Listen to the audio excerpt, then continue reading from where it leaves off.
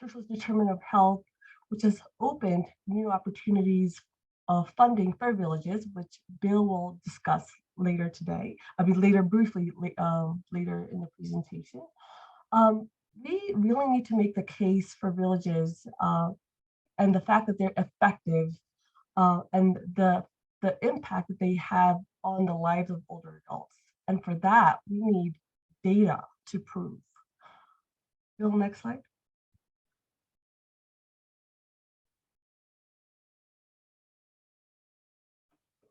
So the problem, what we've encountered, what we've seen is that, oh, sorry. Can you guys hear me clearly now? Yes. Okay, sorry about that. Okay. So the problem we have encountered is how do we collect this information on an ongoing basis? And we've struggled with this for sure. We understand our villages are already swamped with, serving their members on an ongoing basis, more data, data from them. So and not burdening the administration, the village administration. So what we've done, and the other problem that we've encountered is not all the villages are using the same terms, / taxonomy to tag of services that they provide. And there are other individuals villages are collecting this information as well. The next slide.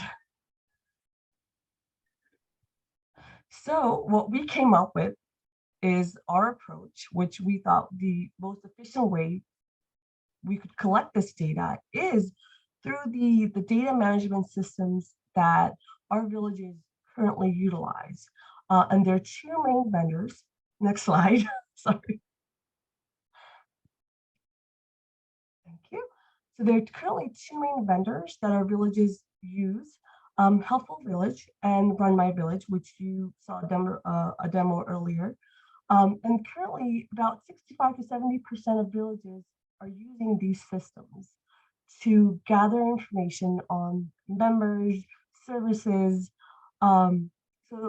And like Dan mentioned earlier during his presentation, the information that you guys are tagging can be utilized locally for your, for purposes of grants, funding for, through your states or any other funding. So great information. That's great information that you guys can utilize at the local level, but at the national level, there's an opportunity as well for us to have that information.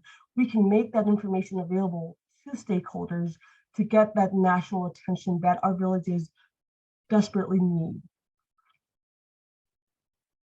And one of the great advantages that really made this whole process of aggregating data possible is some work that was done over at Capitol Hill Village in the district. This data actually was presented last year by Judy Berman, Scott Price, and Manuel Acevedo. And what they did was come up with a taxonomy that allowed the system to roll up some of these categories in more usable format. Villages labeled their services differently, and an example is mow a lawn, light landscaping might be the way those services would be recorded. But there really isn't much difference between those two. So what the folks at Capitol Hill did was try to find a way of lumping those kinds of services under a similar heading so that we could roll this data up and collect it from multiple sources.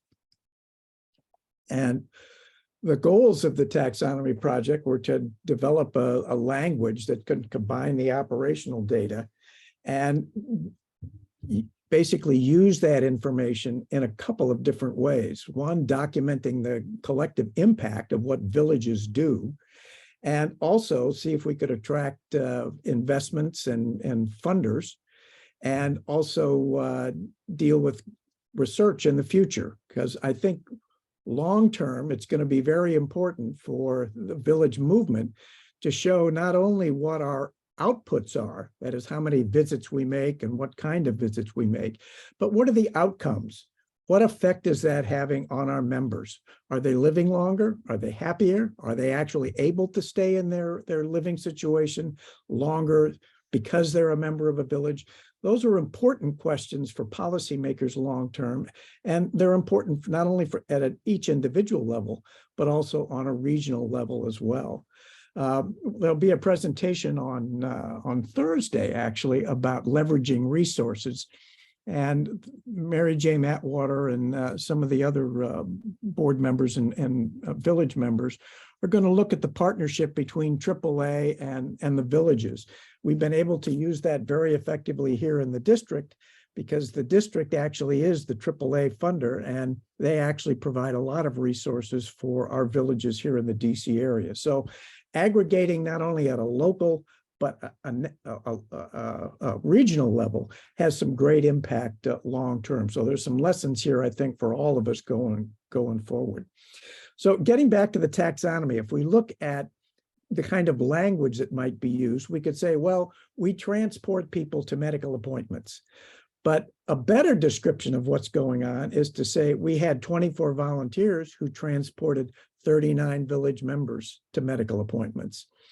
Even better from a regional and national standpoint is aggregating that data together, saying we had 89 volunteers and 154 village members were transported. So again, it aggregates the data in ways that would be meaningful to a funder and to a policymaker.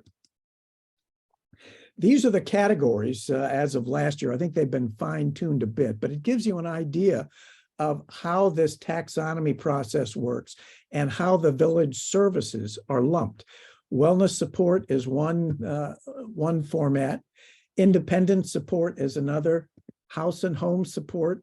And again, there's a bunch of subcategories under that. Professional services, transportation, and this is one of the most popular processes is the transportation. Diversity and equity inclusion, and also volunteer engagement. Those are some of the categories that can be rolled up into these larger categories and used to measure what we're doing over time. Now, for the Village Impact Project, what we tried to do was get members that are using the Helpful Village platform, and there were 62 that are using this taxonomy.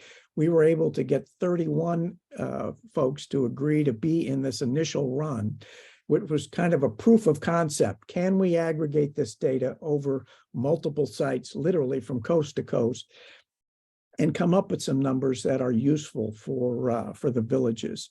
And in fact, we were able to do that. And a shout out to all the folks that were able to help us with this, and also to Helpful Village, who was very instrumental in getting this done. So the first proof of concept run was done actually in early October. It included a one-year period from October 2021 to September 2022. So the results, literally, the ink is still drying on the results. But what we did was aggregate de-identified data. That is, this is data that isn't trackable back to any individual village member, but it's in the village database for their village site. So we looked at the total number of members, all categories, total number of volunteers, the total number of services, the types of services provided, and also the number of hours, the volunteer hours that were used in the report. So it turns out that of the over the time period that we're discussing here, the one-year period, there was actually a 10% increase in the number of members. And I think that's a good sign that basically it shows that our village membership is growing over time. And the other thing that we noted was that Transportation was one of the most important services that was provided. About 47% of all the services provided were in fact transportation. Wellness support was 90% of the services that were reported. That's again in the wellness category. And 62% of those wellness support visits were for individual isolation interventions. And again, remember, this was during the time period of the pandemic. Villages were certainly sensitized to individuals that were isolated, alone, couldn't get out. And those kinds of calls and services were extremely helpful in carrying the villages through that time. So again, 10% increase in membership over the 1 year period. Transportation, almost half the visits.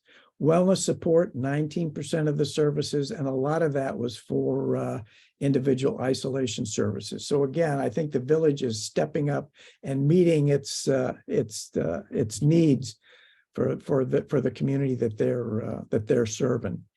Now, the next steps we plan to take are to do a webinar in late October with the villages that were part of this initial run, to kind of give them the data. There's an 11-page report that we have that has a lot of detail that we won't be showing today, but we want to share that with the villages. Look at how this is likely to impact their services going forward, and also take a look at how we might recruit additional partnerships, additional participants for the data subcommittee. So we'd like to reassemble that. We currently have a subcommittee of the development committee that is looking at these data issues, and we want to put those folks back to work. I know that Carol Paquette last year had a group she was meeting with ad hoc, which was 20 or 30 folks, and we hope to get those folded back into the committee as well as we move forward. This whole data piece is really built on the expertise of a lot of local villages who have individuals that have handled large databases before, or crunch numbers to come up with reports. And we want to be able to use those not only for individual villages, but also on a regional basis to be able to entice funders to get involved with the village movement. We're also, again, looking to look at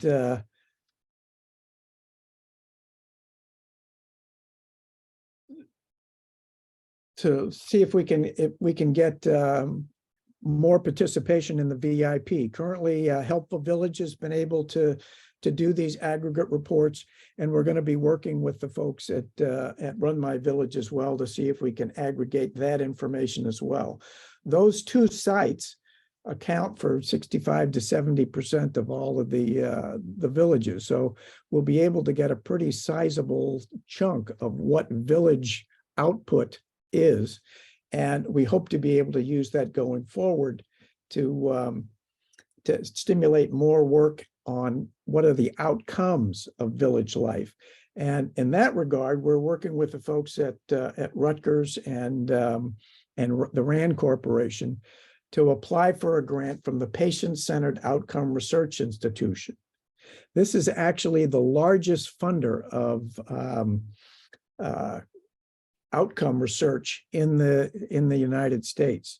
So they look at comparative effectiveness and comparative effective analysis, trying to look at what is the best way to do something.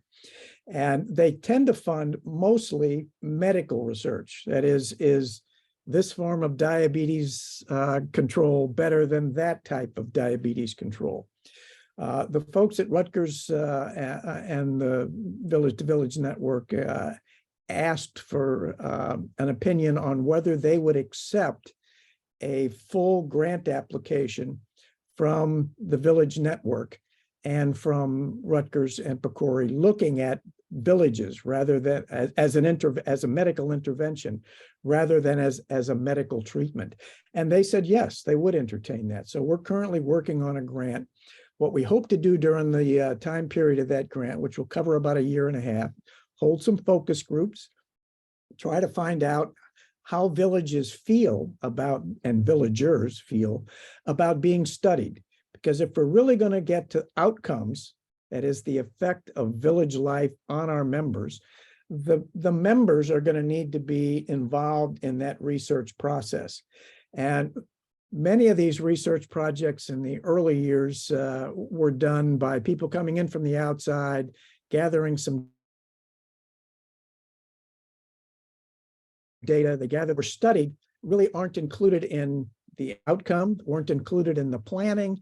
And many communities, I think, felt that they were abused because they weren't involved in the process.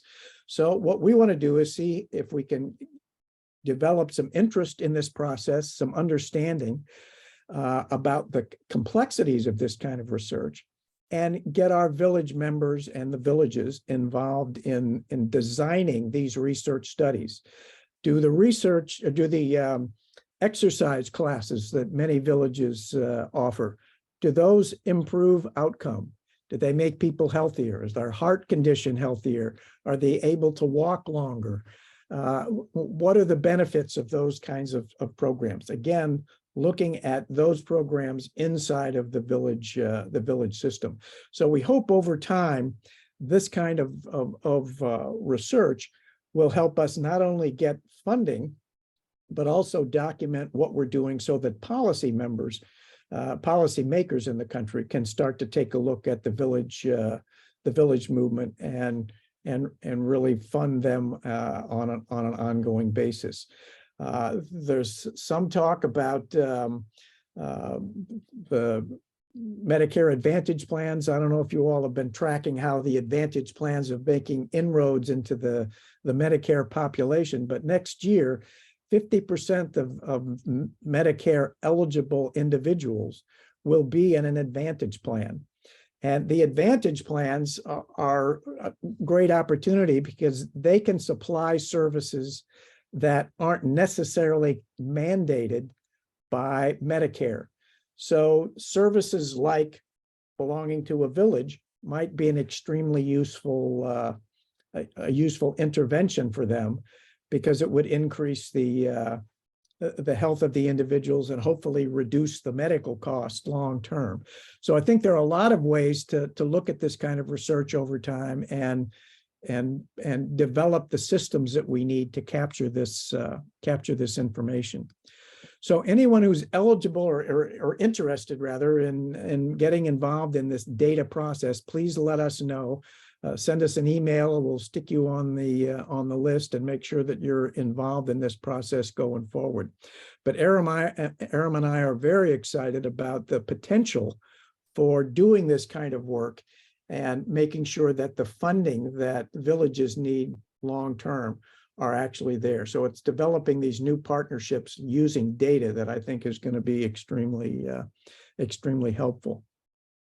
So any questions or comments? Oh yeah, you got tons. Aram, do you want to go through them, or do you want me to read them off? Yes, I know there were a few of those. There was a question about villages that are not using the two systems, how if we would include those. I think the answer would be yes, we would certainly like to work with those villages as well. Yeah, that is a tough, thorny question, because one of the nice things about using this approach is that the information that villages use on their day-to-day activities is already in the system. So instead of having to send a questionnaire or a form that you need to fill out, literally we can punch a button and the data comes out. So it's very cost-effective in terms of villages' time. The villages that are using other systems, we're going to have to come up with ways of assembling that data and porting it from whatever they're using, whether it's an Excel spreadsheet or the back of an envelope, or whatever they're using, depending on how sophisticated the data system is, to getting that information into the database. So we're a long way away from having 100% participation, but I think if we can get, what we have now is basically 10%. And that 10% number is a good representative sample of what villages are doing. So it does give us some hints, but I think the more inclusive we can get, the better off we're going to be. And again, we'll be looking at reaching out to those individuals that are using other systems to figure out how we can do this. It may be important, I think, in the long run to cone this, the request down to those pieces that are the most useful for us and the most useful for the villages on a regional basis as well.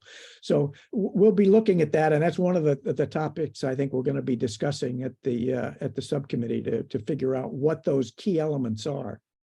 I know that there's a bunch of people that have inquired about this bill in Aram.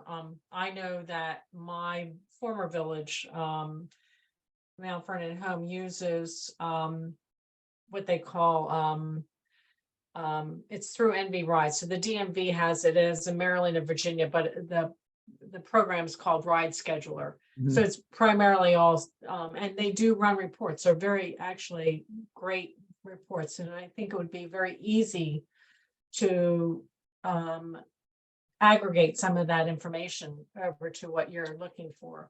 Yeah, and likewise, I know that there are villages out there, and I know it's in the chat, of villages that do have pretty good systems and reporting systems. So we'd love to hear from you. Aram, they asked for your email address again in the chat. But I'm trying to see what else we have as far as some of the questions. I'm going to go back to a couple of the questions. I think, Margie, your question about only Helpful Village users, right now they are working with Helpful Village, and they've also been in conversations with Run My Village. So stay tuned. This is very new and just getting started. Another question is, what are you going to use as a control group to compare village members to the general population not taking part of in villages? This is from Sarah Sheets. Have you gotten that far to look at? Yeah, I think as we move forward to designing these research interventions, that's going to be a key question, because there always has to be an experimental and a control group. That's kind of the gold standard for research. And that's why I think it's going to be important to involve the villages and the villagers in these kinds of protocols. It's going to be difficult to do a broad spectrum, one-time study looking at what is the overall brain function of villagers and what is the overall physical activity of villagers.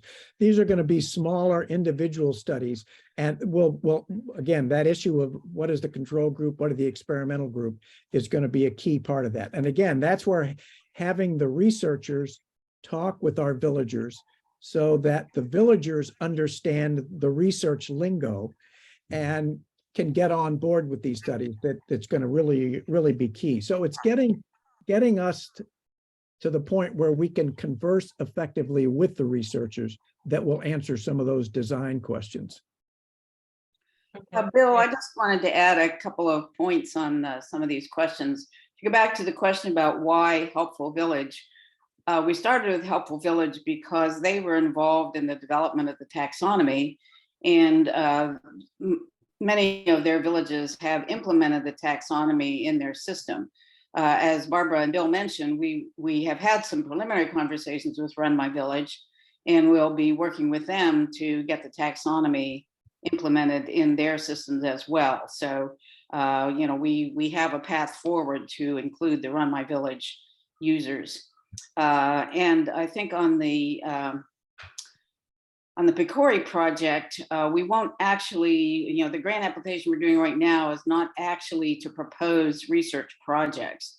It is to get the infrastructure together and get a mechanism and a process and a way to recruit members to participate in research projects that will be defined later. It's really about beginning a dialogue with the research community. Right.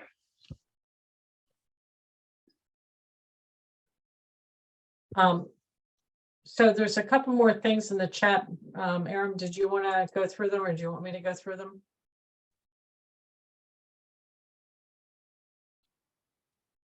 A number of folks have asked for taxonomy, copy of the taxonomy, so we will be sending that out, or can you send that out if you can, Barbara? I'm we sorry, have- you're, I Sorry. barely hear you, hon. Sorry. there There's you a go. person that asked for a copy of the taxonomy for volunteer services. If we could also send that out, if you can email us, and we'll make sure that we send it out to you guys. That's great. I think Teresa put in the chat that the full taxonomy briefing from 2021 NVG is on the V2V website, so people can go right there and look at last year's conference proceedings and get the full briefing on the taxonomy project. True. The folks at Capitol Hill are actually working on another variety of this. Instead of looking at just the services, they're starting to look at the programs that are offered by villages and trying to classify them. How many of them are exercise type? How many of them are health related, disease related? And that, I think, will be extremely helpful for rolling up the data from villages on the kinds of programs that they're doing. And again, looking at the impact of the programs, I think, is going to be important as well going forward.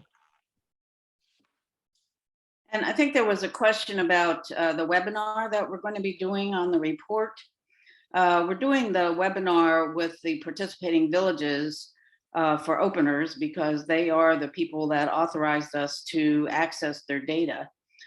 So we want to show them the results of the report. And then I think coming out of that webinar, we will be making plans for perhaps engaging more villages, or what the next steps are in terms of sharing this data.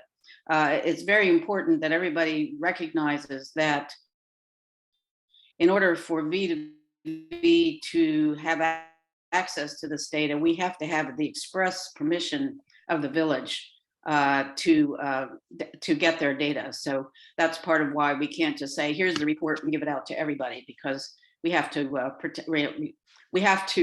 respect the ownership rights to the data of the individual villages that are participating. Lisa has a question, guys. Carol, do you have a date on that, when you're going to be releasing that? I can't say that we're going to be releasing that report. That's something that we will have to discuss. I mean, if they're comfortable doing that. okay, because I'm in Sausalito and we're in villages, so I was just wondering if there is a date where that would be available for the villages to actually see some of the raw data. Are you one of the participants? I'm sorry, I don't know if your village is one of the participating villages or not. I'm in 2 villages that are participating. Yeah, we don't have a date. Bill, I think it's right. We haven't yet set a date for that webinar. Is that correct? I need to check Yeah, this. it's coming. Yeah, it's coming. for It'll sure. We probably don't be have a- before the end of this month. And we'll Okay. send that report out to you before the meeting. yes. Okay, thank you. There was a question about the taxonomy, not, I guess, not understanding the taxonomy, or is there still time for input in that, or is that a done deal? I think that's really a question for Capitol Hill, because they're taking the lead on that activity. I don't know if Judy Berman or Scott might be on this call. Judy and Scott have done, yeoman's work on this. No, neither are on the call right now. So there was some chatter also about the Medicare Advantage programs, if you wanted to expand on that a little bit. Don't know. Well, the Advantage programs exist by law, and what Congress decided was that they would give managed care plans an additional amount of money over and above what the average Medicare patient would cost. They get about 20% more per member on average for every for the members that join their managed care plan. Those plans have a wide latitude in providing services. I worked for United Healthcare for a while as a Medicaid managed care medical director and did some work with the Medicare plan as well. And one of the things that the managed care plans are concerned with is lowering costs. So they want people to be healthier, and they also want to lower costs. So if they can invest in services that would prevent higher cost services from being required, they make money. So they have provided silver sneakers in some of their plans. They provide extra dentistry, some other services as well. But it may be that belonging to a village would be helpful. If you went into a hospital and had a hip replaced and had a complication and then ended up going home, it might be useful to have a village look in on you to see what your needs might be while you're recuperating from your hip surgery. Or if you break your ankle, the managed care plan will pay for physical therapy, but they're not going to walk your dog. So that's a service that might be offered by a village. So the managed care plans may see that as a useful partnership going forward. Now, again, we need to collect some information about what is the impact of the services we offer before we can flirt with the managed care plans. But I think that potential is certainly out there. And looking at those going forward, I think is a useful avenue for us for funding.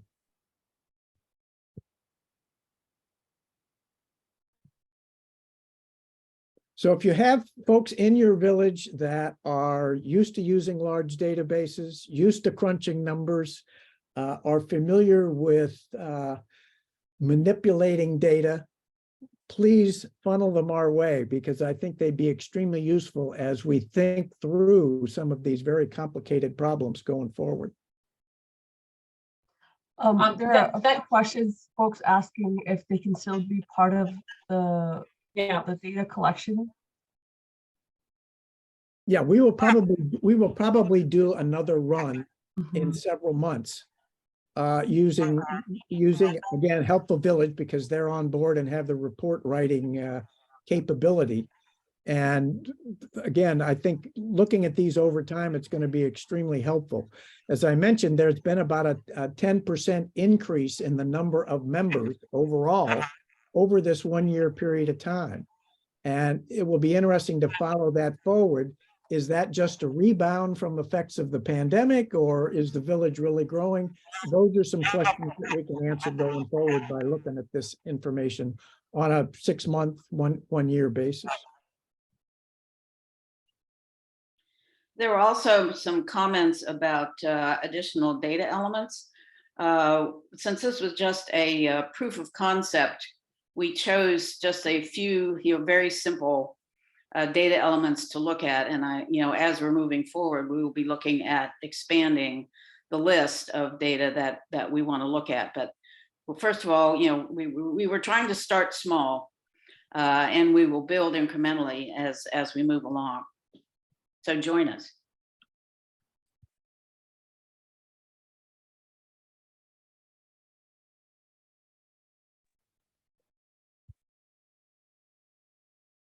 Other questions?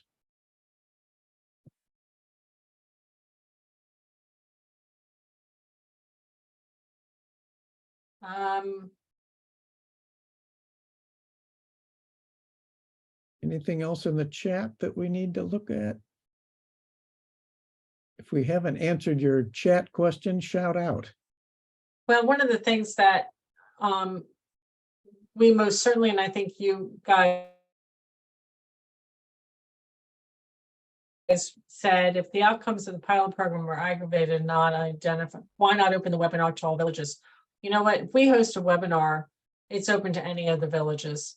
It's just right now a very narrow, and if I think and Bill and Aaron, just starting out, this committee is very small, but we welcome anybody to jump on and listen to what we're doing. And so we're not trying to narrow,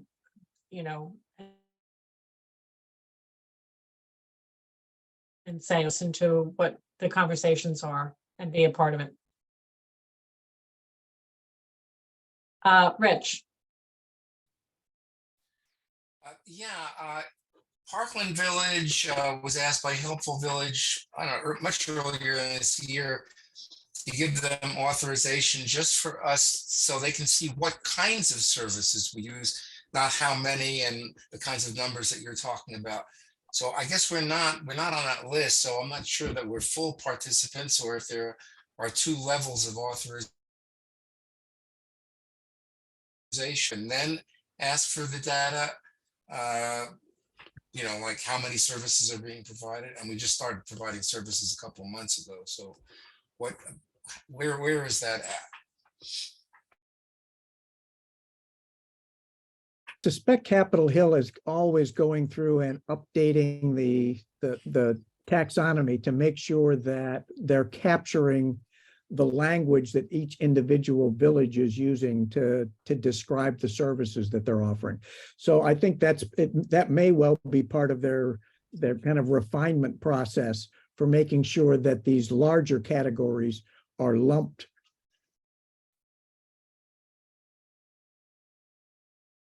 They may also be looking at did they ask for program information or just the service information? I think they just asked for the kinds of services. They're probably updating that. And again, one of the things as we move from Helpful Village over to Run My Village, we'll have to make sure that the same eyes are categorizing these services so that the roll-ups that give us these larger categories are in fact accurate and complete and do move from village to village and capture the information correctly. So it's important to make sure that your data is accurate and verifiable and reliable over time. And that's what we hope to be able to do with this process. It's an iterative thing. You build on what you know. This is Betty Ann from the Pasadena Village. I think you have to be careful when you're collecting data, and maybe you're doing this, I couldn't read it fast enough, that our village, I wouldn't say is focused on services, it's more focused on community. And so you have to be careful that you're capturing the real value to village members, for example, of being part of a memoir group or different other kinds of things. Villages differ widely from place to place. I first belonged to a village here in Foggy Bottom, but as I get to know not only the other villages in our area, but villages across the country, they fill the needs of their members where they are. So they're very, very local and needs vary. And I think the approach that different villages are taking, we can all learn from those various approaches and take the best practices and use them in our own village. And you're right. I think that you have to make sure that the data is really capturing what is going on. But this process is not about standardizing what villages do. I think villages should be creative and do whatever works for their community. But if we're going to try to influence policymakers and funders at a local and regional and national level, we need to have some of this quantitative data that can help to describe what we're doing. And the research outcomes are important as well, but I don't think we're at the research end yet, although there are a number of villages that are already involved with universities doing studies on various aspects of the programming that they offer. So I'm not sure how to speak, but I really appreciate this results or outcome emphasis. But I also want to agree with Betty Ann. At Chicago Hyde Park Village, socialization is a key part of our mission. So in everything we do, and I think as I've heard people talk about services, we make sure that there's socialization going on and also the programs.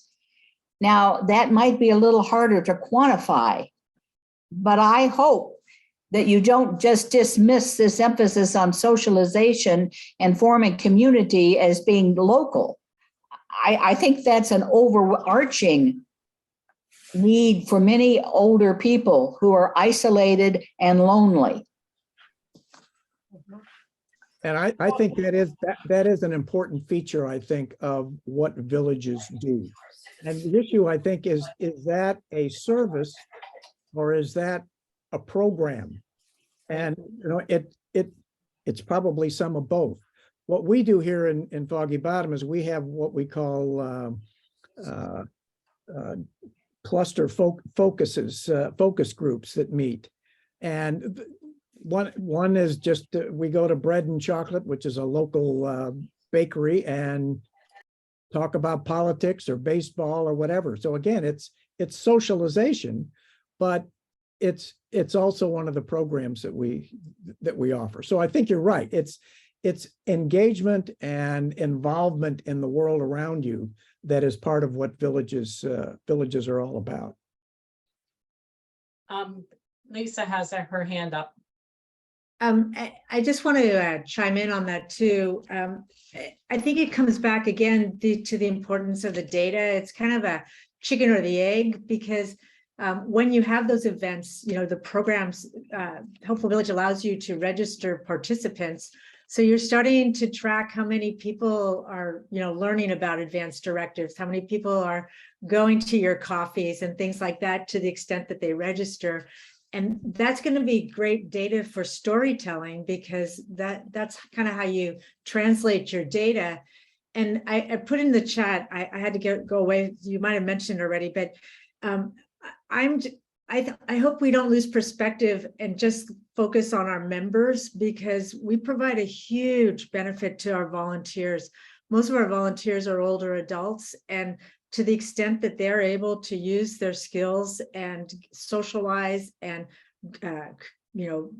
put together the book clubs, the rummage sales and everything else, I mean, that is huge. And you see the health benefits to that as well. So I think the data approach and then taking those baby steps and going forward is great. So kudos that you're doing this.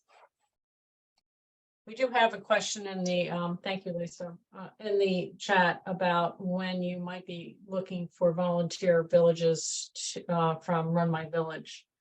If you're compiling a list or, taking them as we move forward with this project. Well, I think there's two approaches to that. One is to try to get a report from Run My Village. Another is to try to find a report that you can generate, that the Run My villages can generate, that could be easily aggregated. So there's two different pathways here. And again, we're talking with the folks at Run My Village about what the best approach is for that. So we don't have an answer to that yet, but I think that's the challenge that we face. And again, using the database that each individual village is using and gathering this data is another approach. That's going to be time intensive, and I think we have to weigh that time intensiveness with what the benefit is to the regional or to the national organizations. But lumping this data on a regional basis can be very effective. It's one of the things that we did here in DC, and it really helped the district get district villages get funding from the District of Columbia. Lisa, did you have another question? Oh, okay, no problem. There was one other thing in the chat and I wanted to bring it up. Oh, Jacqueline Jones, and it's something I don't know as far as, and we talked about it a little bit with the volunteers and the outcomes with volunteers, but the intergenerational aspect of, what villages are doing. And I just wanted to put a touch point on that for you. Yeah, I think the intergenerational thrust of villages is extremely important. And getting younger people involved. Most of our volunteers tend to be younger. And so that's one of the ways that we're supporting the intergenerational and intergenerational communication. But I think those pieces are extremely important for village life. And if, you know, we're going forward, I would hope people would look at ways that develop best practices so we can all get involved in that. Any last thoughts? There's great stuff in the chat room. Thank you so much. You know, between There's the, one more question at the end. oh, can you send the format requirements for the file report you're currently collecting? You mean that one? You mean like the questions we are collecting? We can send those out. Again, those, is that, Laura, is that the question you're asking? Or what, is that the question you're asking? Can you just unmute and ask? Yeah, well, you mentioned that in order to have people participate who use Run My Village, they would have to be able to produce a report that provided the same types of information, like in the same way. So it would be helpful to know what exactly that is, so that It's okay. to try to mimic it. Take your time. It's okay. No, it's fine. It's fine. Okay.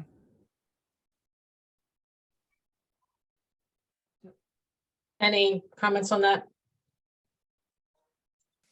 Well, I think that is important. And again, that's one of the things that we're going to be looking at going forward. What are the critical elements that we want to collect over time to measure progress in villages? Yeah, and initially, I think, Laura, what you're asking is, so what we chose those villages that have adopted the taxonomy project. So, but if you're asking like the questions we asked specifically, the elements that we asked for, we can share those with you. Okay, yeah, that would be great. Sanja, did you have a question? I know I saw your hand raised. Yeah. Sonia. Yeah. This is Sonia in Clayton Valley Village. I did have my hand up. I'm on the West Coast, so most of California has gone on the theory that services were important, but community was even more so. And in our village, we have found that. And again, I'm also applauding the comment about the volunteers, how important they are. It's a combination. We are all volunteer village, but providing programs and things for people for socialization has been critically important to us. So I wanted to say that, and all of this is very interesting information. So it's just, I'm just applauding what we are all doing and continuing to do it. Thank you.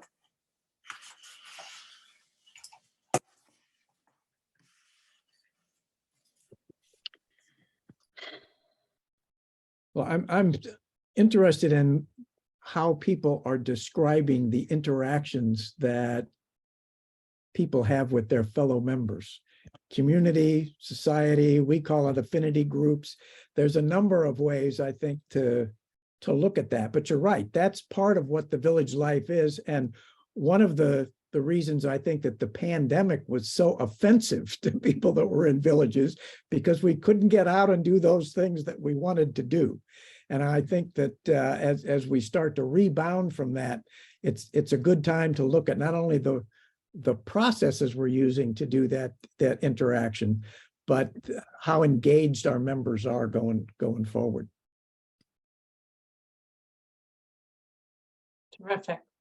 Well, thank you all. I think this has been, enlightening, and I look forward to the next steps and engaging more villages and trying to expand. It benefits all of us, and it's a value not only to the network, but to individual villages who, anyway, so we are at a point where we're going to take a break and reconvene a little bit early. 5 minutes to 3. We'll take a break. We have 3 breakout sessions coming out. One is the successful village launch, individual donor fundraising, and then the last one is governance and succession. And so we will be back if you just want to go and take a quick break, stretch your legs, do a couple exercises, around the house, whatever. Yeah. We'll see you in a few. And Barbara, I've opened those 3 rooms. Okay. So folks can move over there during their break.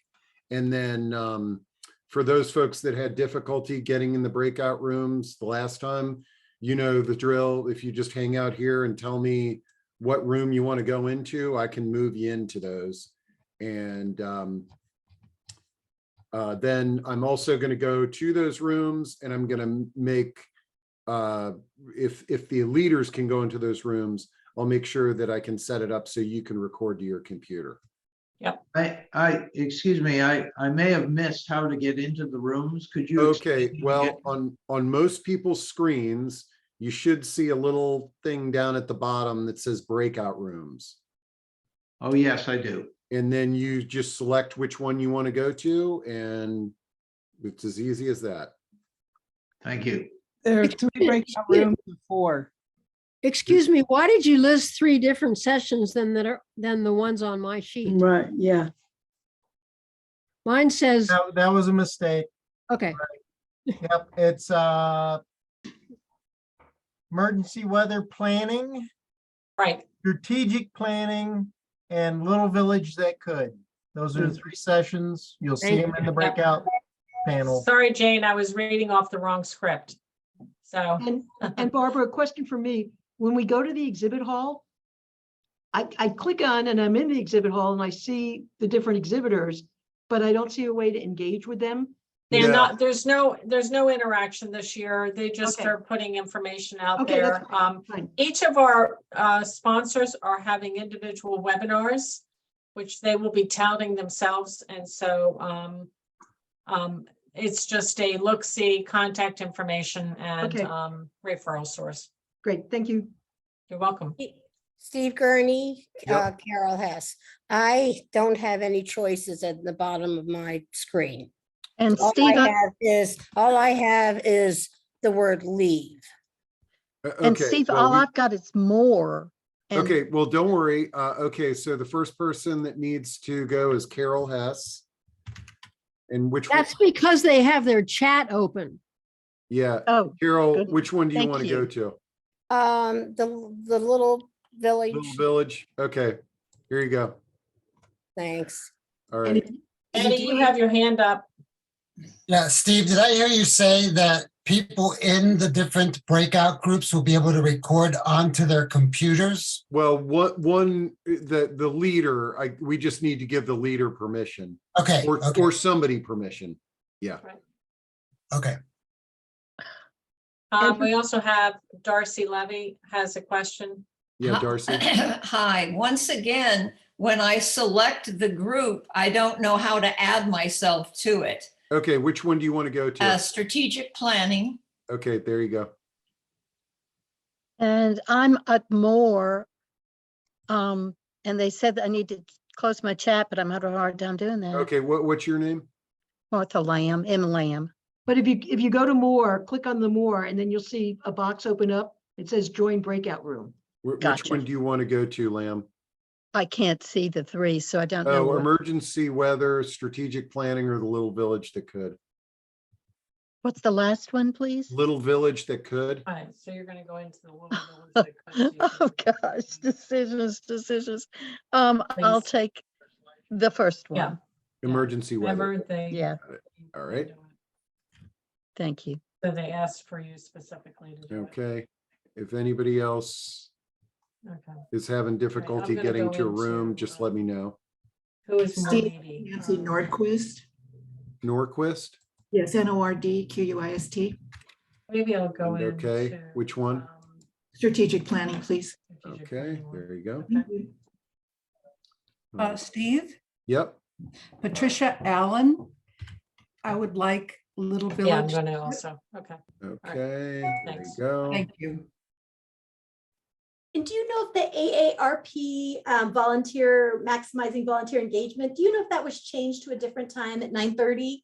Yeah, I'm not sure because she was sick, so I don't know if they've rescheduled her Yeah, yet. our AARP gal canceled early this morning on us. She's sick. Oh, okay. So it's going to be rescheduled at a different time. Gotcha. Okay, so is the Village Basics Workshop for Volunteer Recruitment, is that the same one they did this morning at 8:15?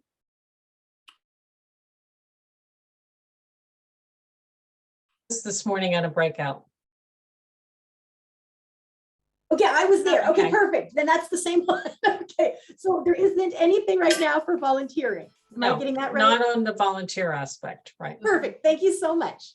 Okay. You, Okay. thank you. Let's see. Am I spelling your name? What's your last name? Wilkin. Ah, there we go. I'm spelling Sonia wrong. And hey, Barbara. Yeah. If you want to jump in the 3 rooms, just make sure that the leader can. Yeah, I know. Travis is going into the village that could. I'll go into Easy, the other just two to do- make sure that. Yeah, I'll just do it. Yeah, I got it. Well, you can give them permission to. Yep, I'm leaving now. I'm going over to my. Oh, section. gotcha. All right.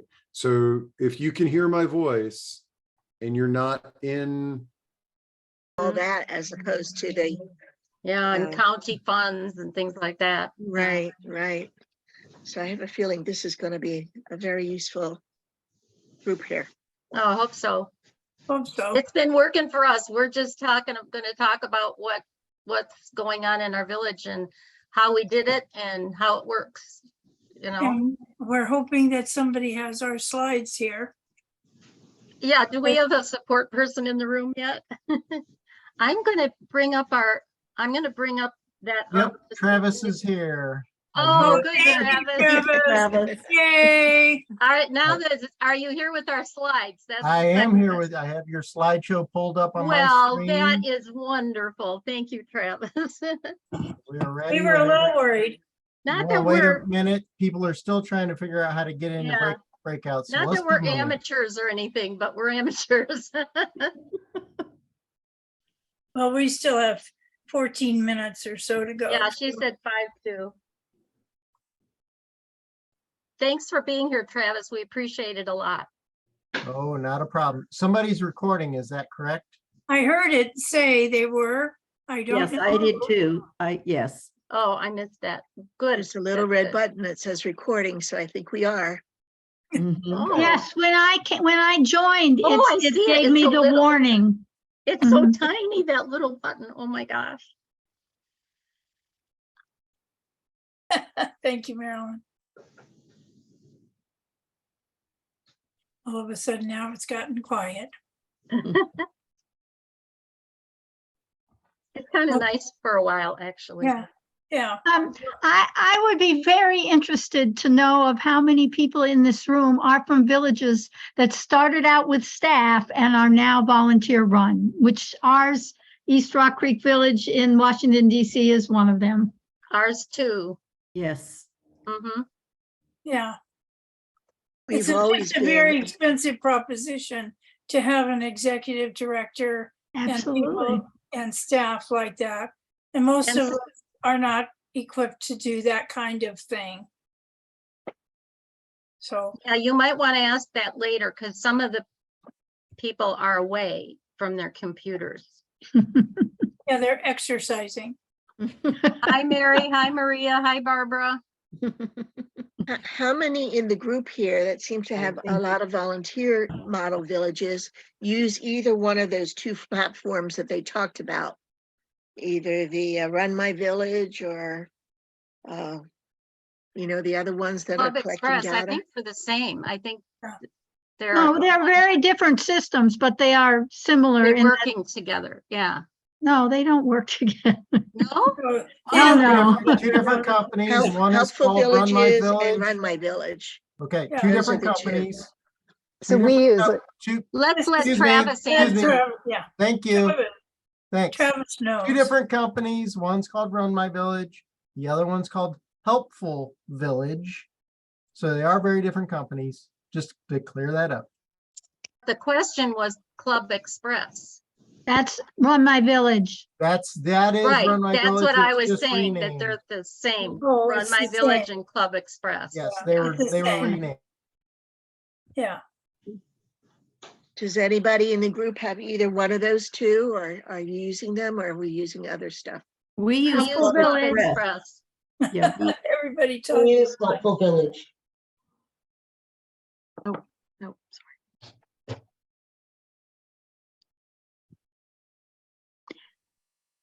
Our village is a little strange. And when we had an executive director, I mean, we couldn't manage it because all we were doing was trying to raise funds. Because at that point, we didn't have any, we had very few members and we didn't have any government support.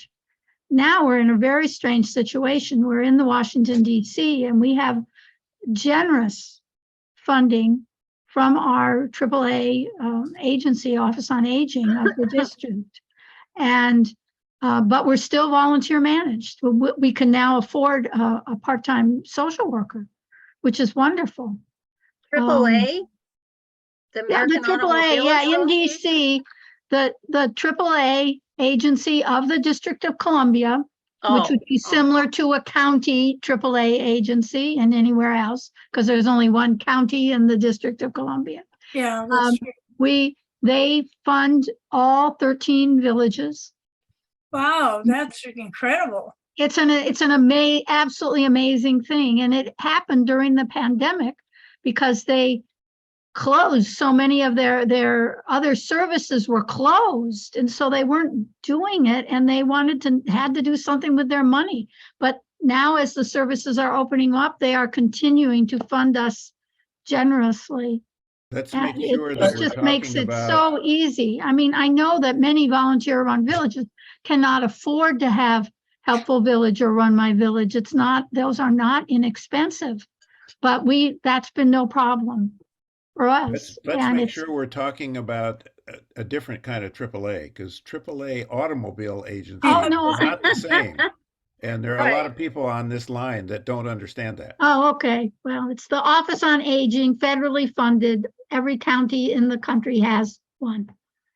But also be clear, Susan, that there's a lot of political arm twisting to get the villages to get that money.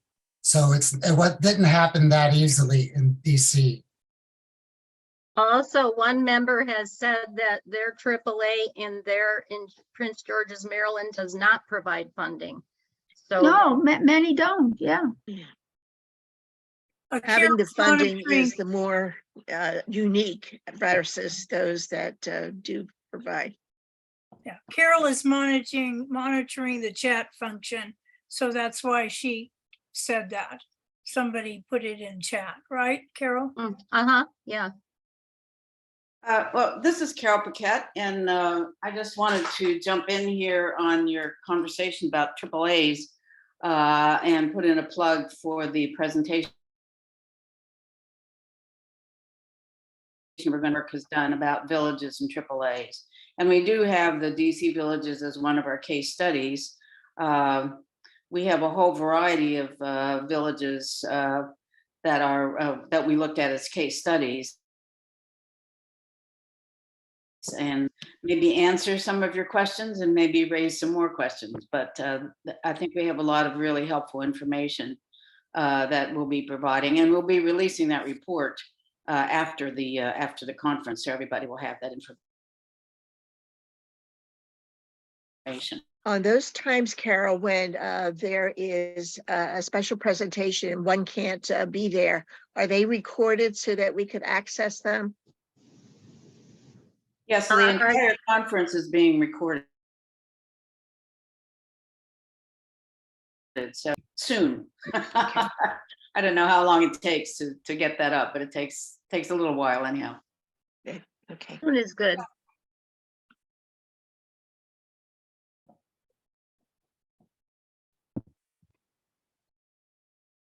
And for those of you that just joined, we're just chatting right now until 3 o'clock, until Well, 5 to 3. our presentation actually begins. So this is all just informal chat right now. Good. I thought I missed the whole thing. And I'm from Terrazana Village and I cannot miss this. No. No. So thank you. We have Marilyn. moral support here. Sure. Well, I have 7 minutes, so. I thought we were going to start at 5 of. Oh, Yeah, okay, that's we what can they do said. that. That's They what said- she said. It's only 2 minutes. That's a lot better. I think she meant to expect people to be coming in at 5 of who were not here right now. Oh, I don't know why we'd start before the time, because if I were a member and I came at the time, I'd be pretty surprised if you started 5 minutes earlier. Especially since most times it starts later than expected, Yeah. so that would be unique. Well, we'll be right on Maria Glanz from Vashon Senior Center Villages said they're just launching now. They're enrolling members and recruiting volunteers, and they're being supported by a grant. She's the paid program manager. So she's here today because she wants to empower their volunteers.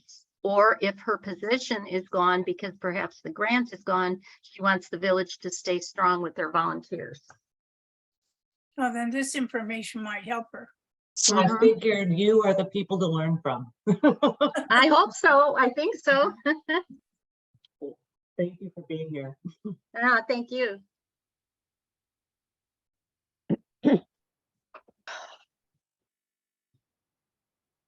Well, I have 5 minutes till, so we're on countdown now. Yep. Well, Travis is in charge of the slide presentation. So when Yeah, he first puts we it want up- to we'll introduce ourselves at 3 o'clock, and then he can put up the PowerPoint. Mhm. He's probably not here right this minute, because he would have piped You in. better not go way Well, too I'm far. here. I'm Oh, just Oh, waiting. yay, Thank Travis. you. You're the one who's been calming our nerves. Yeah, He's don't probably forget doing us. he's probably doing 18 things at once in the background there. There are a lot of people in the waiting room. So yes, people are still joining.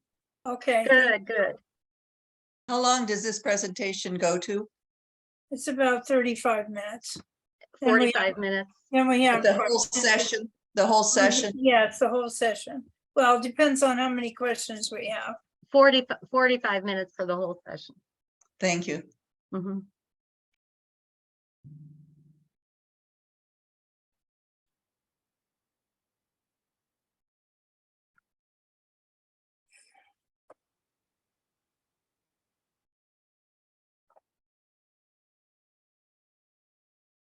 It's noon on the West Coast. Who's on the West Coast?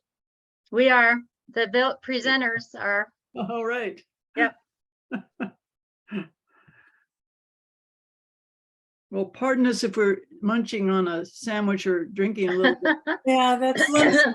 It's lunchtime for us. Yeah.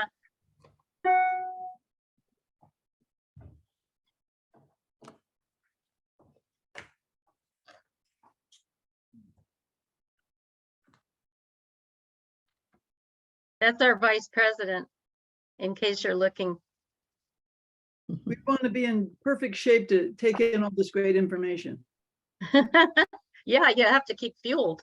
Exactly.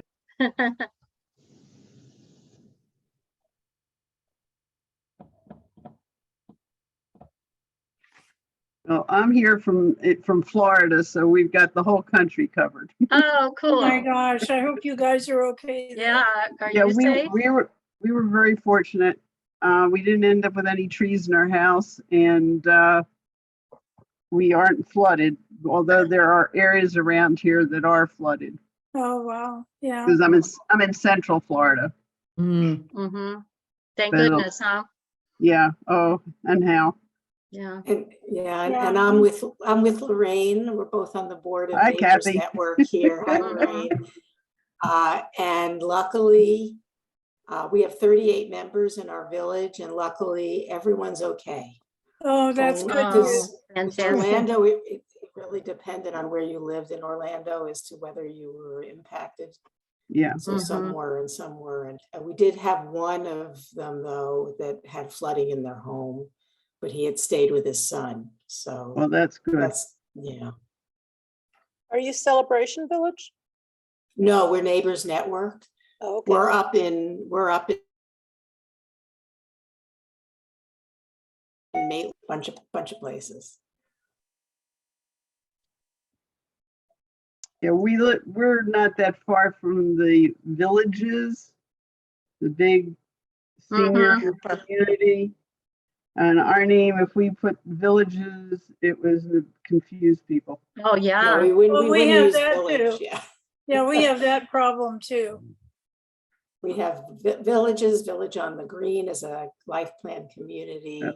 Winter Park Village is a shopping area. So yeah, we're Neighbors Network. Sounds like a better choice. I take the phone calls for, tell me about what kind of housing options you have. Oh, boy.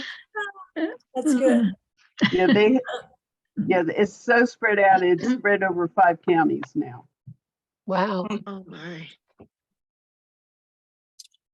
We have a retirement community called the Villages of San Luis Obispo, and we're called Slow Village. So we often randomly will get a call of, so what is the, like, a facility like? And I'm like, choose a member's house. You can find out. Have a facility. We have a shopping, all of our branding was Vashon Villages. I live on Vashon Island. And after we officially launched, this was before I was hired, my predecessor, there's a little shopping area with different buildings around it, not too far from here, that is officially called Vashon Village. And they sent a very kind cease and desist letter. So we're having to rebrand everything. Oh, so I get it. So we're the senior center villages now. Okay. Makes sense. Well, we are at the top of the hour. Would Carol, Bradlyn, and Marilyn, would you like to kick this thing off or what?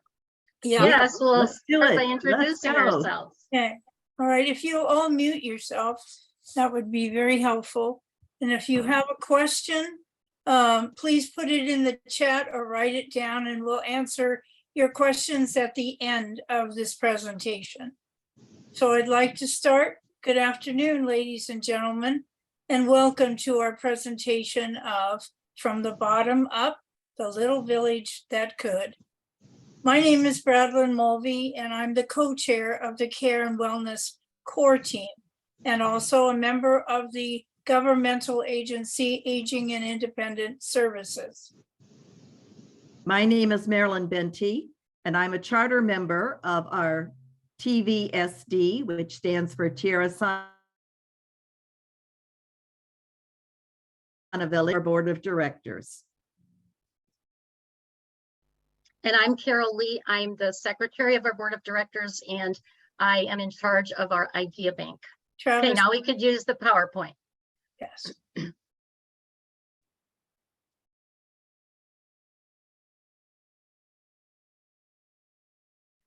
Okay, next slide, please, Travis.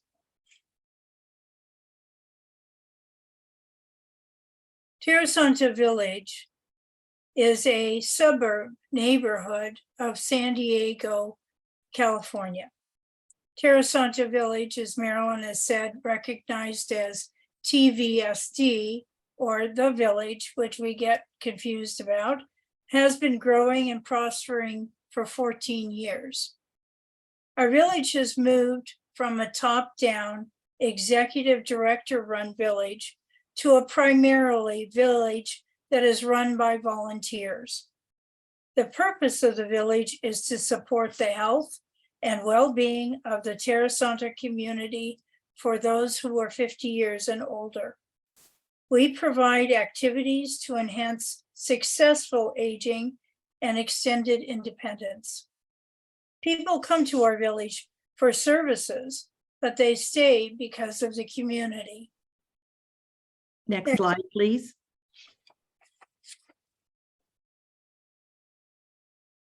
Travis, next slide. There we go. I'm going to be telling you a little bit about the history of our village. We were inspired by the Beacon Hill Village, and we launched our village in 2008 with 27 members. In February of 2009, the Board of Directors authorized a pilot member volunteer time bank, whose mission was to encourage volunteerism and to create an environment where both TVSD, where both the membership and the Tierrasana community benefited. In 2011, we were awarded a 3-year Archstone grant, and this made it possible to hire an executive director and 3 part-time paid staff. One was a social worker, one helped with administrative work, kind of an administrative assistant, and one was did grant writing and fundraising. And so we were structured as a top-down organization, which was executive run. In 2014, the Archstone grant ended. That was 3 years later. We wanted to keep our dues low and not have to raise the dues. And therefore, we couldn't afford to pay an executive director any longer without the grant, nor could we afford to pay for the other part-time positions that were handling a lot of the day-to-day work of the village. So we decided to go all volunteer. We looked at what critical tasks were needed to sustain our village, and we called upon our members to step up and head different committees, which eventually evolved into our core teams. At first, we had 5 or 6 of these core teams. Now we have 13 of them. TVSD has become an all-volunteer organization with 1 part-time administrative staff. We have taken a community approach and are structured as a bottom-up organization. The membership helps steer our course. Today, we have 110 members, and as they join the village, they are expected to volunteer. We have taken the community approach, and so now you may ask, how have we been able to continue and thrive as an all-volunteer organization? Next slide, please. When they join, our members know that this is an all-volunteer organization. We all have talents that we have acquired throughout our lifetimes. So these are the skills we share with our fellow members. Our organization benefits from and thrives on this give and take relationship. This concept of volunteerism in our organization can be explained by the analogy of a wheel and its spokes. The villagers are the hub of the wheel, and the board of directors and the core teams are the spokes, and they provide and support physical, educational, and social experiences, which are the rim of the wheel. Next slide, please.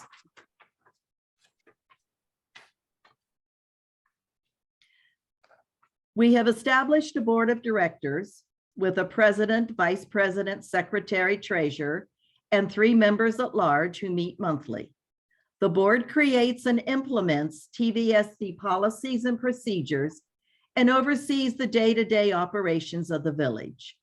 The board plans and presents monthly membership meetings where important topics are explored and members have an open forum to bring up questions, issues, and ideas. Also, the board plans regular core team meetings where the team leaders interact and share and request help with planning activities and events. Next slide, please. These are our 13 core teams. that enable the village to run smoothly, to grow, and to prosper. We will be going through each of these core teams, defining their goals and explaining how their goals are met. And lastly, we will show how the core teams interact with each other to make the membership experience even better. Next slide, please.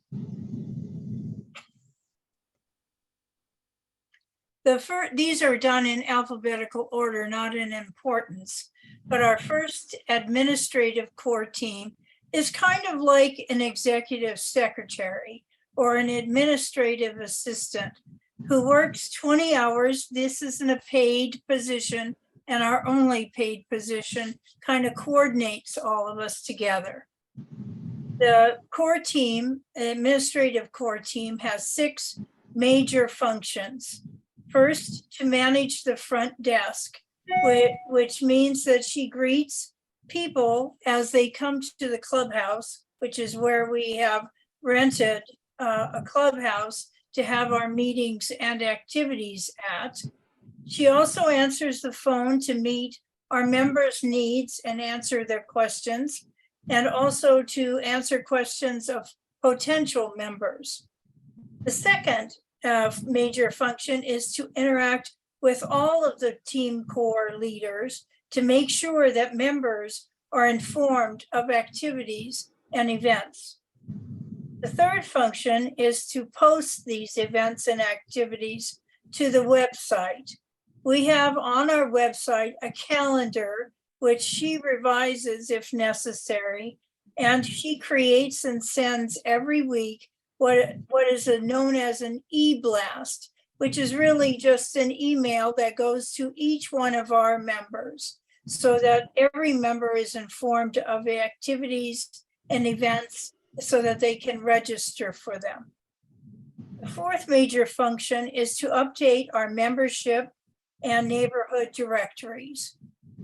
We have divided our Carasanta village into neighborhoods, which I'll talk about later, but these are more intimate groups, and we'll talk about that later. The fifth major function is to handle, when it comes up, risk management issues with our insurance company and the board of directors. And the last function is she's in charge of vetting our partners and the directory of resource providers.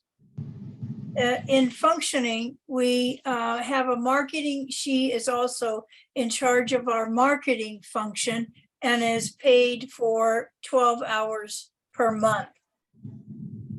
We have 2 exercise instructors, and they are paid by a grant and also part of our budget. Next slide, please. The Care and Wellness Core Team provides the resources, education, and support to successfully age in place for as long as one can or desires. The care team gets to know each and every individual member of TVSD so that we can meet their physical and emotional needs. Next slide, please. In terms of support, the team makes calls to members to provide not only for socialization, but in a way to check on, especially our most vulnerable part, wellness checks. The team also sends get well cards, bereavement cards, and special celebration cards. We have a garage full of medical equipment, and as needed basis, we lend out medical equipment.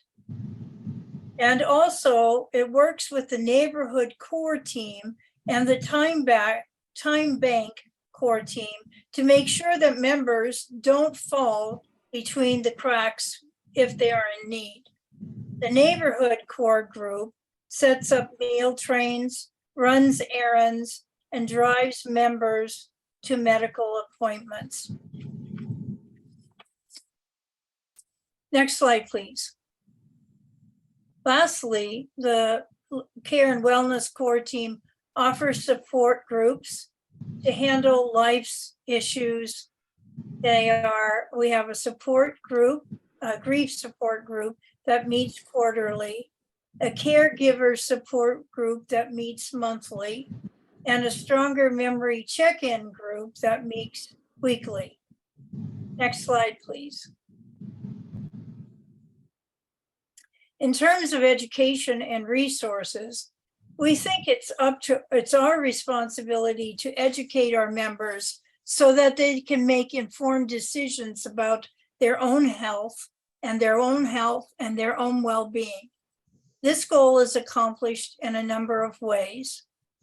Based on an annual member survey, professional speakers are asked to come and address specific topics, while peer-to-peer discussions, which happen probably more often, are meant to share our own experiences to help educate each other.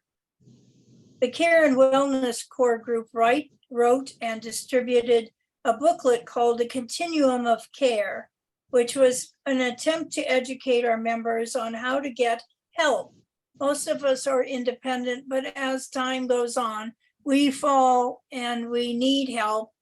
We are getting older. So this booklet addresses those first steps in home health care and gradually moves into assisted living, skilled nursing care, and choices once a decision to sell your house comes and a move is necessary. Peer-to-peer group deals with issues. For example, if you fall and you couldn't get up, what would you do?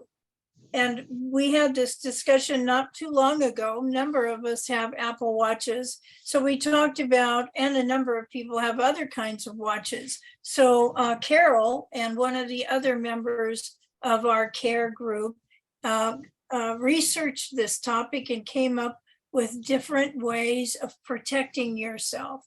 So that's just an example of one of our peer-to-peer groups. We also had a number of workshops that we sponsored to help you get your affairs in order before you can no longer make choices, or you need someone to take over, or if you've passed and your family needs to take over. It is much easier if you have this notebook of information. It started obviously with a will and advanced directives, but that was just the start of it all. We moved to having a notebook where we listed our passwords so that people could get into our computer. We talked about our animals and who's going to care for those animals when we pass or we're in the hospital and we can't care for them. So those are just examples of different things that we have done in the past. Next slide, please.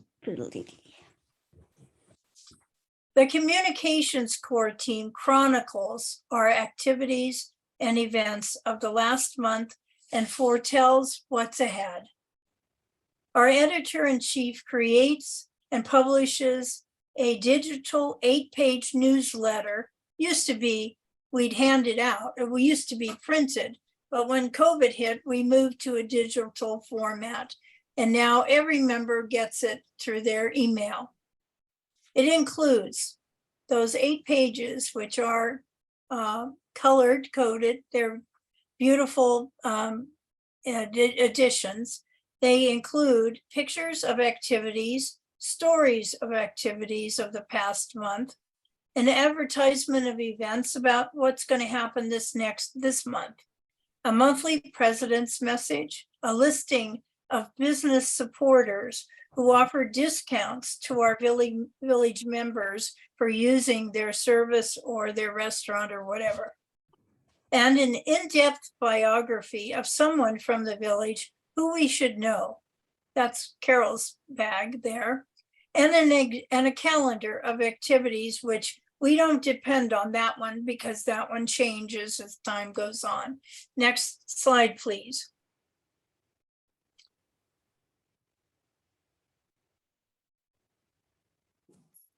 This is a picture of our front page of the Vibes.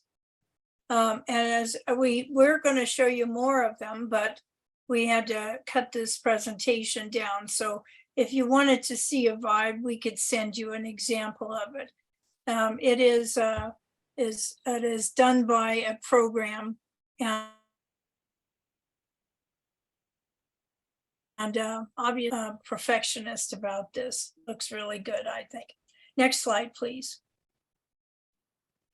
The Community Liaison and Community Outreach Core Team is our connection to the community.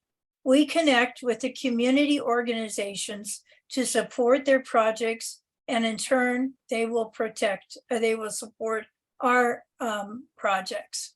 Among our liaison organizations are the Jewish Family Services, Aging and Independent Services, Neighborhood Schools, the University of California, San Diego State, Kiwanis Clubs of America, Tierra Santa Community Foundation, and neighborhood churches, just to give you a few examples. For example, just to give you an example of how this works, we joined with the Jewish Family Services to volunteer in their kitchen to set up meals for people who are in need of food. And we also compiled a care package for children who live in their cars and park overnight at a JFS. Also, the community outreach team arranged for intergenerational activities. Our book club met with a local high school student and discussed with us a mutually read book. The University of California at San Diego had a discussion group for university students and interested village members, which I've been told, I didn't go to that, but I was told it was really fun. And lastly, a local high school student came to sing at one of our monthly general meetings. Next slide, please. The Fund Development Core Team is just what its title suggests. It raises money to fund our projects. There are a number of ways we get money. Right now, it's restricted, but we're hoping that we get organizations that we partner with that will also fund these things. Right now, it's restricted to the grants that we write and get accepted, donations, Amazon contributions. And obviously, if you don't know about that, you really should look into it, because Amazon gives us money for purchases that our members make. And the last is the end of the year donor drive. Next slide, please. Our idea bank happened really quite naturally. At a regular meeting on Zoom, I asked our members to share in the chat their interests and their ideas for activities they would like to pursue with others in the village. Later, I listed each idea as though it was already an interest group, and I put the names with each idea of those who had mentioned the activity. I presented that complete list at the next general meeting, and we picked up some more members for some of the groups. We also shared the list in an e-blast to all the members. In this way, gradually, we were able to begin planning each actual group, usually through emails to the ones who had shown an interest. The next step was scheduling the activities on our calendar. We ended up with about 16 new interest groups within a matter of a few months. Now, new ideas are regularly funneled to the idea bank, which follows up on the ideas, and if the interest remains strong, helps members form those groups and make them a part of our regular programming. It's important to note that not all the interest groups need to have a large number of members. This is not like a presentation where you expect to have 30 people come. They're people who share certain interests and can really enjoy them and become a close-knit little group of people pursuing their interests. Another way we create activities arising from member ideas is our passions and talents approach. Members who have a particular skill either volunteer or we volunteer them, or they may be approached by us about doing it, and they're asked to share that skill with the village. Often it's a one-time sharing session, like a session on how to make your own greeting cards. Or we happen to have a member who is a concert pianist, and he has already played concerts for us via Zoom. And that was part of our sharing of our passions and talents. Next slide, please.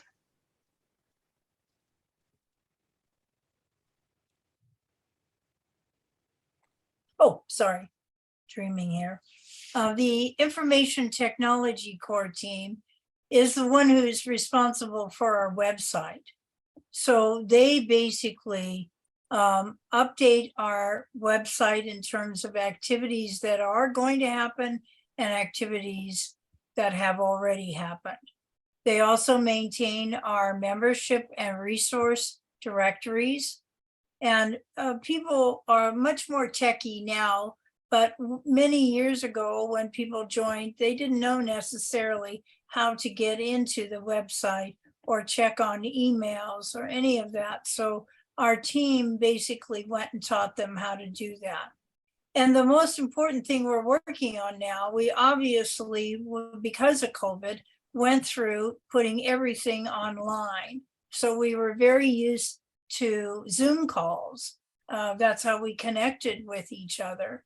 However, now that we're more likely to get a live audience, as well as those who are prefer to see our general meetings or our informational speakers information online, then we are starting and working up ways to set up the AV equipment for live speakers and try to make hybrid presentations through Zoom and live presentations. Next slide, please.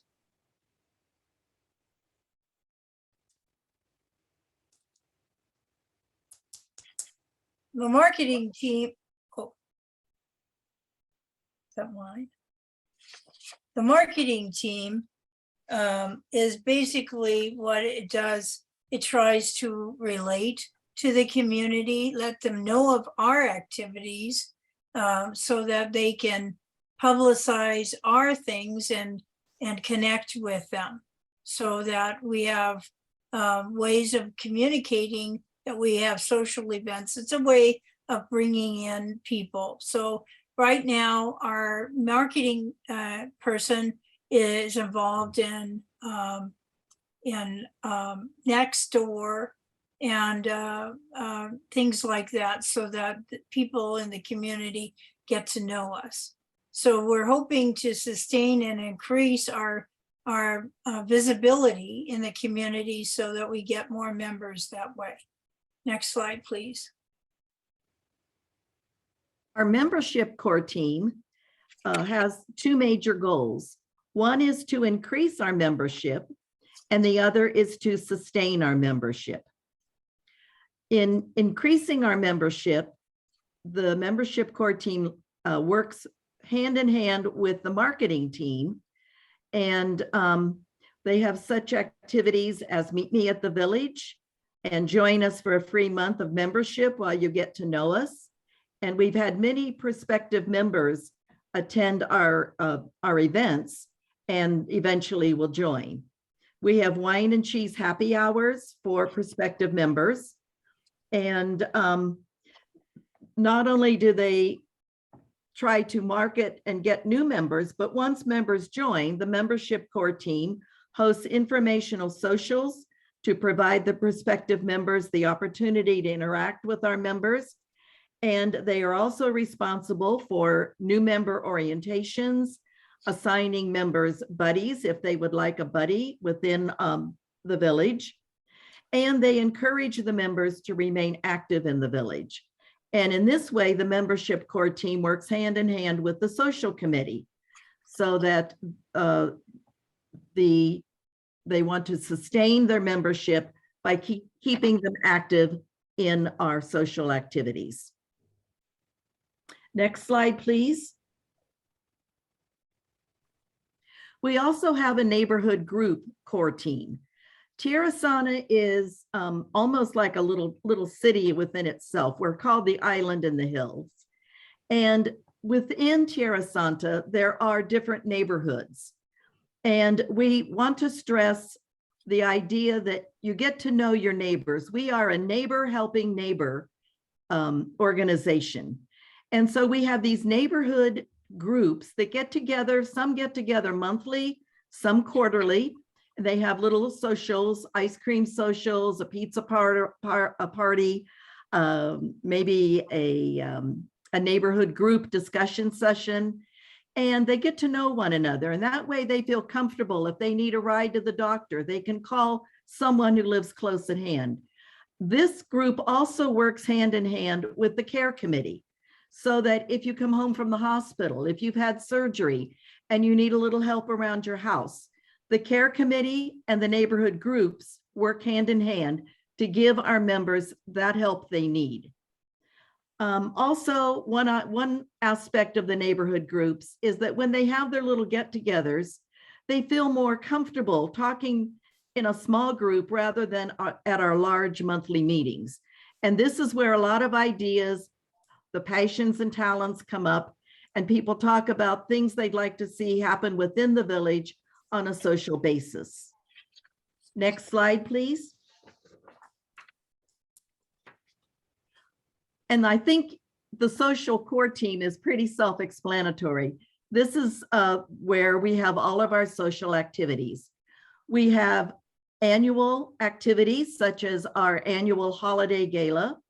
We have, we've started now an annual taco party and a cornhole party.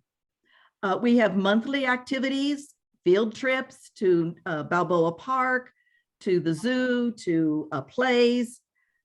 We have monthly activities, happy hour each month. We have our SNAP organization, which is the seniors that are single, and they have a monthly dinner together. We have our book club that meets monthly. We have weekly activities such as games, mahjong, neighborhood chats. We have daily activities. We offer some type of exercise class every day. So that's the core team. Next slide, please. Time banking is getting things done without exchanging actual money, but exchanging time bank credits. A member gives 1 hour on a needed task, and that gives the member 1 time credit that comes from the person they did the task for. So you're kind of trading time credits, trading time. Time banking happens when a network or circle of friends have agreed they will give and receive credits for services done by members of the group. And it's actually an international organization. I have a really small fenced-in patio, and it was ugly. And a member had offered in the time bank to help with home decorating. So I asked her, would she help me with my outside decorating of my patio? And she said, sure. So she spent at least 3 hours with me, giving me ideas about improvements I could make. And she got so interested in it that she went to a local store and found me a beautiful seating group that was perfect for my little patio, and even got her husband, twisted his arm and got him to deliver it to me after I paid for it. So she received credits for the time that she spent. And also, of course, we became friends. Next slide, please.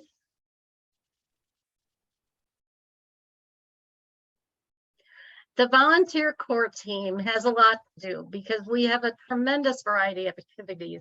We have going on every single day and even some weekend activities. The volunteers core team keeps it all working smoothly. We have to identify the right person for the right job, encourage members to just plain volunteer. We definitely have to support the volunteers as they help the village.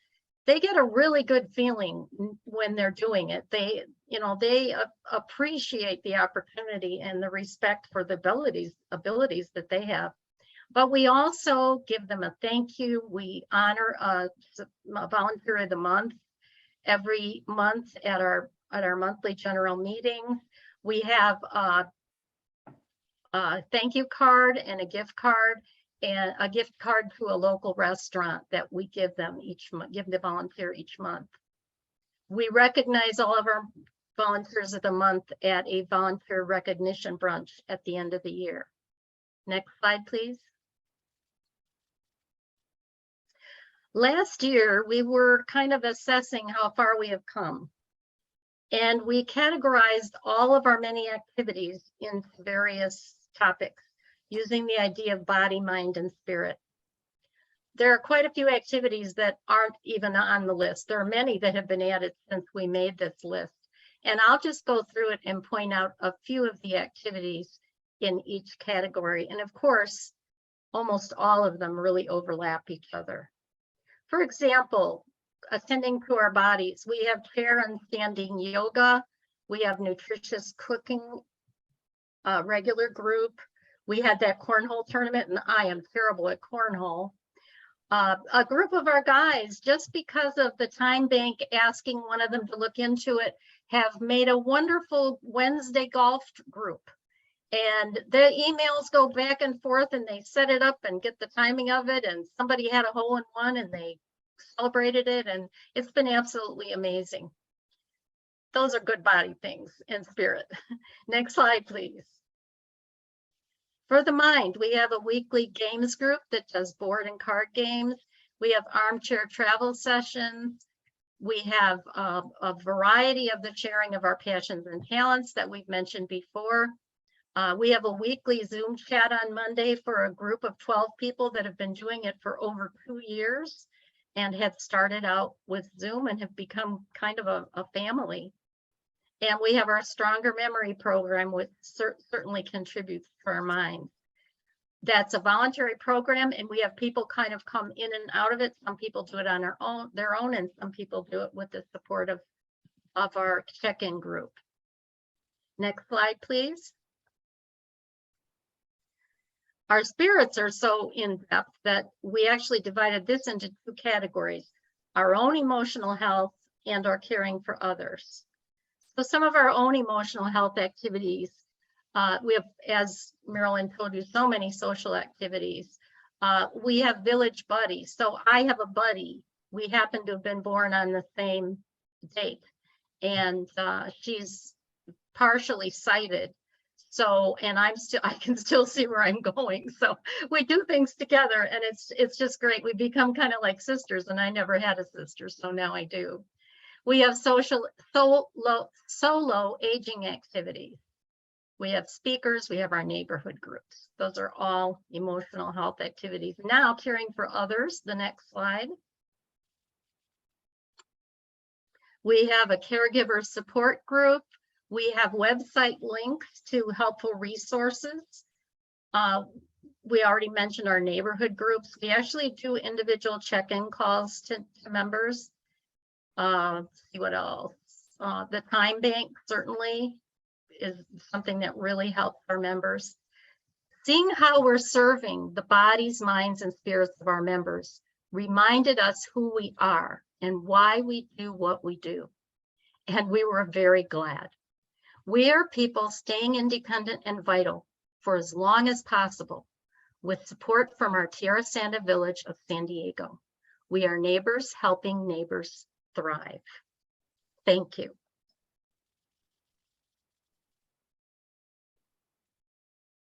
Next slide. Next slide, please. So where are we going? We are trying very hard. The little engine is still moving along. It's not quite as hard as it used to be to move along, but we're trying very hard to keep sustaining the village by increasing membership. And because of our orientation, when we increase membership, we also take advantage of people's skills that they've developed their whole lifetime and increase volunteers that way. As we move along, we're trying to increase our fundraising efforts. We have managed to keep our dues low. Our members pay only $290 a year on an individual basis. We do have an end of the year donor drive. Last year, we were able to raise $12,000. We do have a city grant for our exercise program. We have legacy giving. We do participate in some nonprofit restaurant fundraisers where we go, it's kind of a social activity, go to a restaurant and the restaurant agrees to give 10% or up to 30%, some restaurants, of what we buy at the restaurant, give back to the village. We're also in the process, we just started this year, our strategic planning for our future. We want to put more emphasis on marketing. We'd like to increase our partnerships with the community and to have some corporate sponsors, if that, if we can work on that through marketing. And we want to collaborate to accomplish each other's goals and our mission statement. Next slide, please. And TVSD is willing to help if you're starting a new village or you want to steer your village toward being volunteer driven. As we said, when we began, we had this wonderful Archstone grant. When it ran out, we had to go to all volunteer. We're still a small village, 110 members. If you want details about any of our core teams, we'll be glad to assist you with that. If you want to start a stronger memory program, Carol Lee will be glad to help you with that. If you want information about the Time Bank or our Idea Bank, please contact us and we'll certainly be in touch with you and help you out in any way we can. And now we'll be glad to answer any questions. And one question was, will our PowerPoint slides be available? Yes, if you will put in the chat a way to contact you, we can send them to. We also have double the slides with a lot more detail. So we would send you that version. Let's see, next question. They need our contact information.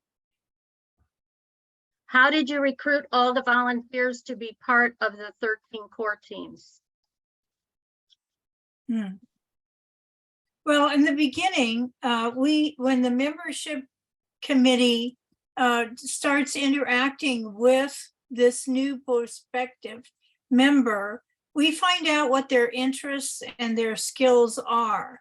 So we ask them if they would be interested. Usually we try to start small, like would you come and help us set up for this event, or take down the chairs and put them back in the closet, or set the table and put the flowers on the table or something. And then as we get to know them and they get to know us, we ask them if they'd be willing to come and sit in a core team, or ask them if they would be willing to do something that the core team needs someone to do. We try to start small. We don't throw leadership at them immediately. But as you know, we're all aging and we all would like to have younger people learn how to do what we've been doing for quite some time. So it's a gradual process. Excuse me, Travis posted that all the materials that you are seeing here will be posted with documents after this is over. So you will be able to access them. Yeah, I think Jenny had a question or a comment. We do have a slideshow that is double the slides that we showed you. So if you wish to see more of the slides that we had, and there's information, we tried to provide as much information so you didn't have to madly take notes during this presentation. So if you want the longer version of the slides, let us know that and we'll send it over to you. Here's the next question. Could you have achieved your volunteer run village without the foundation grant and paid staff provided? How would we answer that one? Marilyn, why don't you answer that one? Carol, could you repeat the question, please? Could we have made this a volunteer organization if we didn't have the start with a paid administrator? Well, we don't have an executive director now. We started out with an executive director and paid staff. Is it possible we could have come this far had we not started? Oh, I see. I don't think we would be as big of an organization as we are. I think if we had just started being all volunteer, I think we would have made it, because our two founders, Susan and Candy, were real diligent about, we had a lot of volunteers in the beginning. The grant, we were in existence for 3 years before we got the Archstone grant, and we were all volunteer at that point. And then we had the Archstone grant in 2011 that allowed us to hire an executive director and the other 3 part-time paid employees of the village. But then when the grant dried up, we had to go back to being all volunteer. And I don't know. Personally, I think we would have come this far anyway. Yes, I think our 100 members are very dedicated. And even during the shutdown in March of 2020, we kept our membership. And we were very lucky to do that. We went on Zoom right away, and we provided lots of activities. Hey, hate to interrupt here, but we might be shipped back over to the main room in about 2 minutes, 1 minute. So I don't want us to all just get cut off. And I did want the presenters, if you can, put your emails in the chat, because everybody who's putting your email in the chat, I'm not collecting those, and none of the presenters are collecting those. So you might want to email the presenters or B2B Network if you want these. We're not going to have time to copy those out of the chat, are we? No. You do it right now. Send an email to B2B Network after the conference, and we'll get you the slides. So okay. Jenny, did you have something you wanted to say real quick, like? I just wanted to say, as a core team leader, if you need volunteers to build up your team, it's more effective to call them personally than it is to send out an email saying you need help. So they seem to come forth. If you know of something that needs to be done and you want somebody to do a task on your team, call them, and most likely they will do it with that phone call. Thank you. Okay, we're getting kicked out in less than 1 minute, so just FYI. Thank you very much for being here. A lot of people joined the group because they didn't have any adult friends. And no matter how much they work hard in doing various tasks, I think what they've most is the friends that they have made in the village. It's really a second family. Good presentation, everybody. Thank you so much for. Thank you.